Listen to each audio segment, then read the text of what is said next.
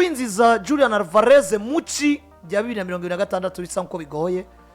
kuko irabona ko ari dosito batwara munsi miliyoni 150. Hiyumviriwe byinshi ati twongera amasezerano Lewandowski mu kurindira ko mu wundi mwaka twoba twiteguye no kuvuga ngo muci bya 2027 canke tubigenze gute. Uno musi kinyamakuru Sport cyadinutse kivuga ngo Barcelona iprefera ko Yoba irinziza uwundi mukinyi, Yoba nka plan B nyuma yuko bamaze kubona ko 100% kwinjiza Julian Alvarez bidakunda. Muri rinoci biyumviriye umusore wa Manchester City barondeye kuva kiri muri equipe ya Frankfurt, umugabo yitwa Yisanze ya press ya qualité ziwe yakinye muri style y'ikidagi. Umusozi kwiza rya Omar Marmoush yinjiye muri Man City mwaka weze mu kwa mbere, ariko kino gihe bigaragara ko ari karahura n'ingorane zo kugwanira ikibanza n'abakinyi, kandi bigaragara ko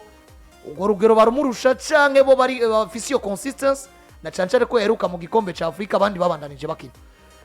Ubwo Barcelona kwiyumvira Omar Marmoush tuyibone n'ubundi nka alternative yo kuzorindira ko utare bazohava bagura witwa Julian Alvarez canke n'umukinyi bashobora kurondera kumbure bavana n'ino dossier witwa Julian Alvarez ko ari imwe muri dossier ziriko ziraba compliqué bivaye nuko ari umukinyi equipe gikeneye, ariko kandi equipe nazo zinamugwanira na Barcelona zitwa ko zihagaze neza financièrement par rapport ya Barcelona. ni equipe twese Barcelona munsi kibazo cy'uburyo novuga ko kitayibaniye neza,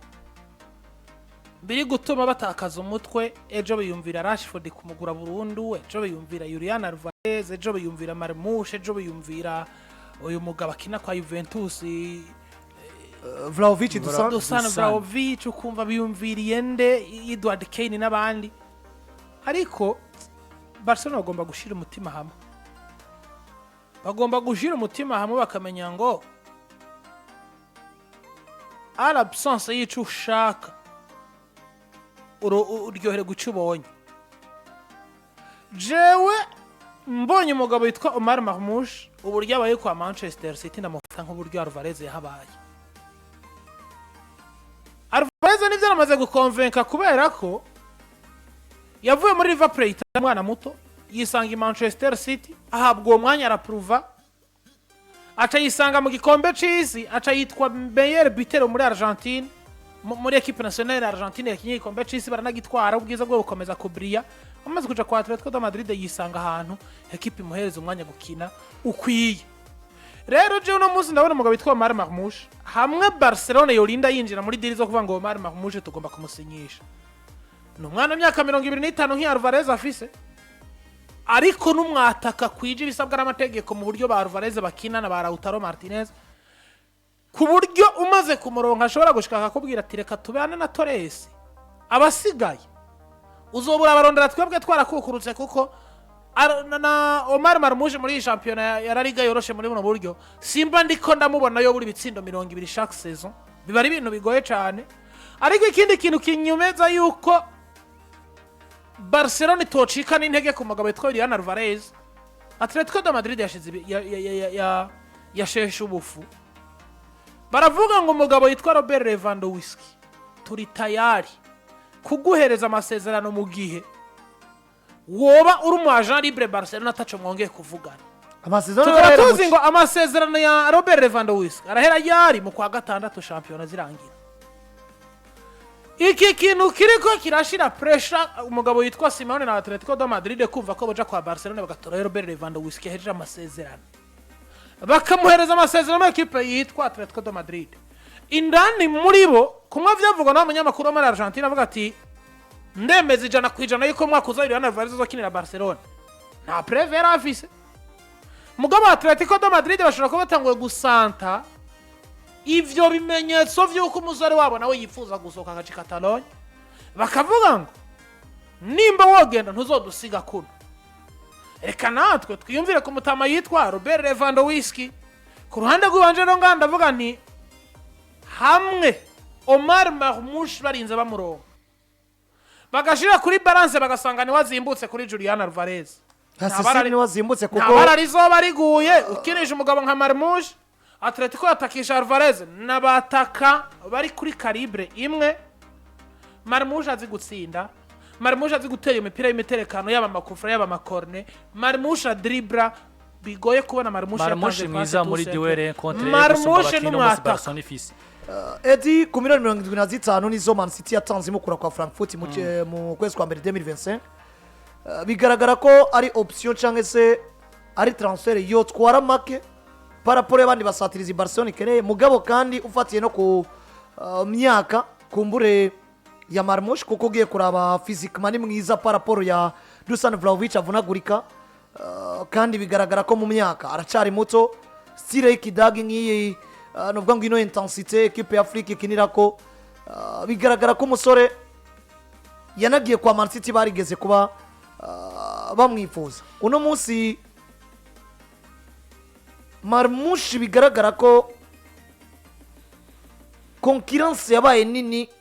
kwa Man City twobona nawe ashiramwe ingufu na cancana ko transfer za Barcelona kino gihe ziriko ziroroha bivanye nuko mukinya bayerekanye gushaka kuza muri iyo equipe dushize kuri balance hari ico ava gituma ino transfer yorohera Barcelona dufatiye ku mwanya bigaragara ko ari muto Marmoush ashobora kuronka muri effective ya Manchester City. Barcelona Marmoush dumukinyi ku myaka 27 ino season muri Man City nkino 20 afise uruhare mu afise 25 27 ya myaka 20 myaka iri kwegera imbere hakoze ni sawa na uruhare mu niyo macengaro uruhare mu bitsindo bitandatu no munsi umusatirizi top mu biharuro Barcelona ifite tino top mugabo no munsi dushaka guharura Lewandowski nivyo hari byo yakoreye Barcelona mugabo no munsi ntabwo twamara ko ari top imbere ya Ferran Torres statistiquement byarafise mugabo bose bahuriye muri consistency yo ku chance consistency dava kudahoza ko mu gutsinda ibyo bitsindo yaba Barcelona ibaye mbi baba babi batsindiyo Barcelona ari nziza uko kwitega igitsindo kwa Ariyo niko kwitega kuri Frankie de Jong niko kwitega kuri Marc Bernard n'abakinyi bo hagati mu kibuga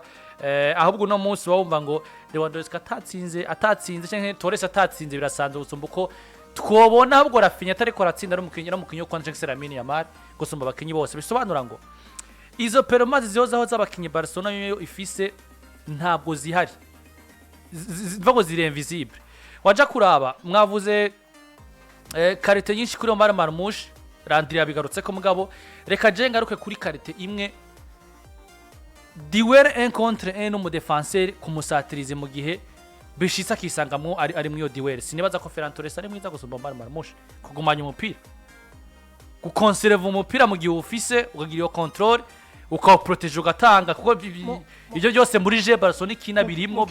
mukigize umukinyi ya mwiza nta karite nimwe Torres na Marmoush bahurirako Torres ari nico gituma nakubwira rero ivyo navyo tuje no kubera mva kubirabira mva mu biharuro sezo uno musore yavuyemo muri Eintracht Frankfurt aza muri Man City murazi ko yaguzwe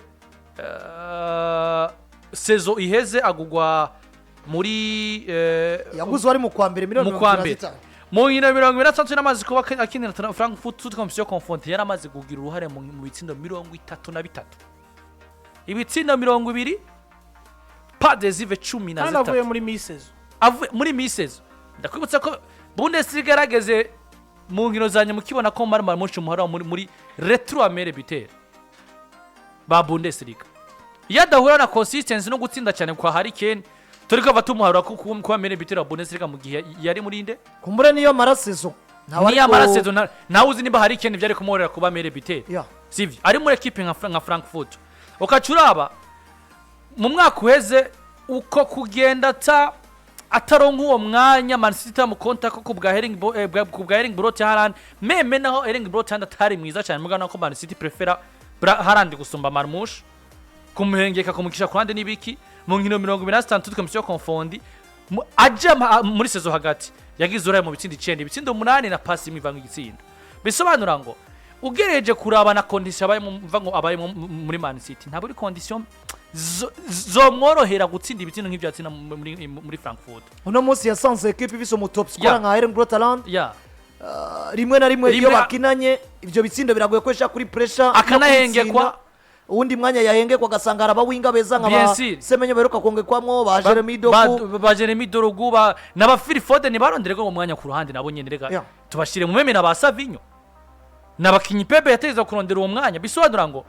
yisanze muri iyo challenge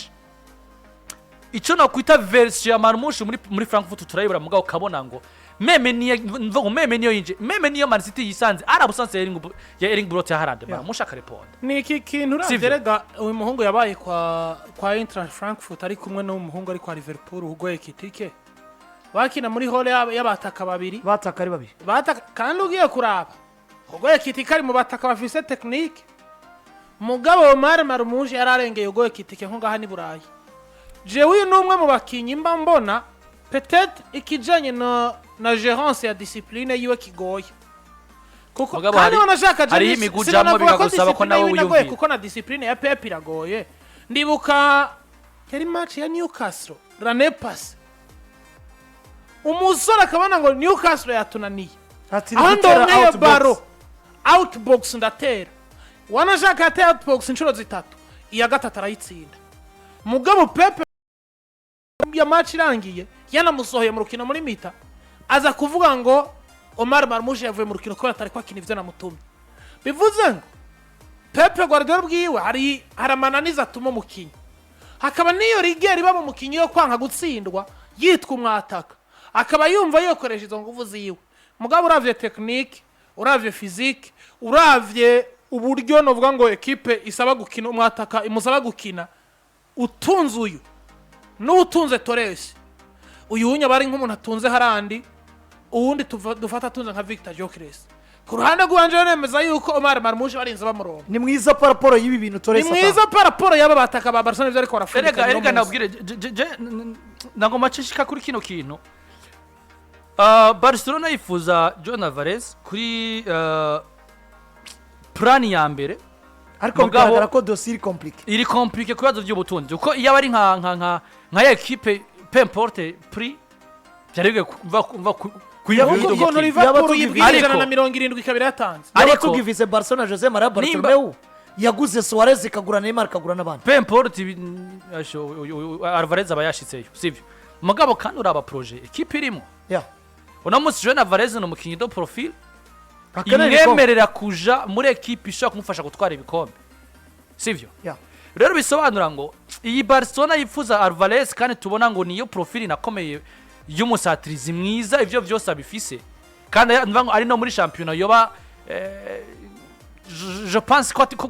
ko ta adaptation vyo mugora nimba no Musa dahari a 27 kurindira imyaka ibiri ndibaza ko nyuma y'imyaka ibiri Alvarez afite imyaka 23 25 bisobanura ngo a 27 bitaimaze kurengako sivyo Julian Alvarez afite imyaka 26 kuko 26 ejo bundi le 31 janvier niyo yakwije 26 sivyo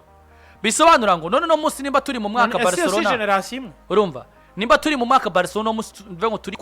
kuyisaba zitanza basatezi nka Lewi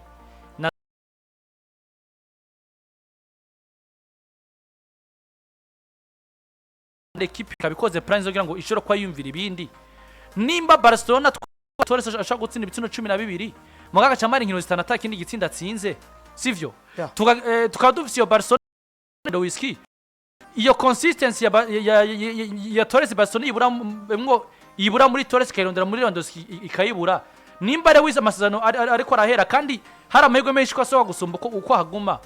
kubera iki yo possibility nimba yo komeye yo challenge kwereki ara place ya Lewi uwo musora toza kugira ni muri Barcelona irindire nimba bitokunda irindire uyu Torres mu gihe ciza kuko bivuga ko Barcelona 2027 bazobahejeje gukora Spotify campaign kumbure barizeye ko barizeye n'ubutunzi ashaka kuduka sivyo kandi hari n'amakuru aje gusohoka ko mu ntango za saison iza Barcelona ishokira inkino zike kuri gusura kuri Monji kakina inkino zike bivanye n'uburyo igisenge cy'ikampani kizoba ko kirakogwa gishikwa ku musozo ibyo byose ni muri buri Omar Marmoush ske niyo gufasha kuza kwindira umwaka umwe ukarindira uwo bita Torres ubwo bafisa makengabo peut-être kuri Marmoush yoba yarasubiye inyuma bivanye n'uko umwanya wo gukina ari muke paraporo yo yakina ari muri Frankfurt nta cyizere bogira bivanye n'icyizere bafitiye Dietansuik na cyane cyane mu bijyanye no kuretruva forme z'umukinnyi ariko Donatille tuba tuzi ko ari mwiza amakenga ntiyo nimba twarabonye Rashford yatsakarije icyizere aza akagira ibiharuro byiza twarabonye Rafinha ibiharuro byari byarabuze ari Barcelona ku muryango usohoka twabonye Pedri yama mu mvune uko bukeye nuko bwigera kuno munsi non seulement kumugaruka na fraîcheur physique yaramuhaye profil yo gukina mu kibanza gituma bamwiza gusumba tuko turabona ibiharuro by'uwitwa Firmino Lopez ariko explosion ubwo nitwo kwizera gusa ko ari kibazo cy'umwanya hama tukanagirira icyizere umumenyereza Barcelona ifise uno munsi yamaze kutwereka ko iyo umukinnyi afise iyo mpano agomba kugira ku mabwirizwa yiwe kandi agasubira kuba mwiza azade ikintu kimwe twakwemeranye no munsi umugabo witwa Omar Marmoush jewe nakubwiye ndamubonamo profile nk'iyirimo umugabo witwa Julian Alvarez umusaba gukinira mu mugongo w'umwataka akabishobora umusaba gukina nk'umwataka akabishobora umusaba gukina nk'umuwinga akabishobora haba iburyo canke ibubamvu agatanga iyo resist kwa Manchester City ari mu bakinyi agatebe kahejejeye kuko ahabwa n'umwanya na gake wewe ariko buri munsi yo yahawe umwanya gardien adverse aramenya ko Marmoush ari mu kibuga ari egoiste akina nk'umu avant centre iyo bari kumwe na Harande mugabo gardien adverse aramenya ko Marmoush ari mu kibuga rero cyo gutakaza urwego mu gihe umaze igihe kirekire wicaye ku gatebe kwa Manchester City ivyo Jesse no bifata nk'inkuru ahubwo ndagusanze utatakaje urwego no gufata nka monstre kuko imbere yuko umukinyi yitwa mwiza agira impano hama iyo mpano ikabonwa no mumenyereza hama umumenyereza akamuhereza umwanya wo kwigaragaza Omar Marmoush afise iyo mpano abamenyereza barayimuritse uno munsi wanashaka ushima abamenyereza barayimuritse ari muri equipe nkuru y'umumenyereza mukuru umugabo umumenyereza afunze umutwe atiyumvira kumuhereza umwanya ariko umwanya wose yamuhaye nibaza ko nta muntu atari convaincu n'urwego rwa Marmoush kugera kwa Barcelona niyo yoba yari yicaye karabaye Dietansuik gufunga umwuka akavuga ati nkino 10 canke 15 ndatakisha Ferran Torres Omar Marmoush wanzoga ari urwego rw'iwawe n'umwanya mutonyi cyane kandi ikindi kintu nabonye kigarura umukinyi muri forme ni cizere na message ahabwa n'umumenyereza umwe mu bagabo tuzi ko afise umwana mwiza abanye neza n'abakinyi biwe nibwo indani yoba bakarira n'umugabo witwa Dietansuik namuzo ndavuga nti hamwe baramutse baronka Omar Marmoush ntibotinya gusinyisha umwataka wabo ngo barindiriye kuraba eske uno munsi ekipe yitwa Man City ko yamwicishije agatebe ajameze ngwiki kuko ivyo Barcelona ikindi hako ni sina gatebe ko guhera ko nabonye arasoma kuntu rimwe na nako guherayo inosezo ni hafa ko guherayo kuko wibuke ko yagize imvune ariko kandi wibuke ko yagiye muri CAN nyuma kuva muri CAN ni yakinye match ya Carabao ino match bakina Newcastle ni yatanguye match uburabu kavuga uti ivyo Barcelona ikina nubwo toba ufise physique wando usikera afise ari kwa Bayern Dominique ushobora kwideplacer neza ufise baro kwa Barcelona wo bikina nta mugabo kaje guravye n'abakinyi no munsi Barcelona isigaranye physique mugira ngo ni giki bafise Marmoush dafise kintu cyose ni kandi kinaco tumenye ngo eske frike ubwo sumumenyereza no munsi twotangura kwizera tukizera ni turetse kwizera uburyo amenyereza n'ijisho ryiwiwe n'ivyo abakeneye umudagi sivyo uyu yarigeze kwa muri visita nta mumenyereza w'umudagi je ndabona akora irere mu bijanye na recruitment yes no kurindira tukaraba rero ko soit Omar Marmoush ubwo yazova bapressa kumva ko yo kuyungana equipe ya Barcelona ariko kandi tukarindira tukaraba mbega Man City yavimufata nko yafashe Alvarez kamubwiye ati nubundi kumbura umwanya uhoraho wo gutangura na wari giusanga ikibanza na Grotalande n'abandi badukubisa agafaranga turashobora gusezerana cyane ko bamaze kuba binziza mu witwa Antoine Semenyo Munyagana 2:22 ndakwibutse kandi ko turi kumwe na Superbats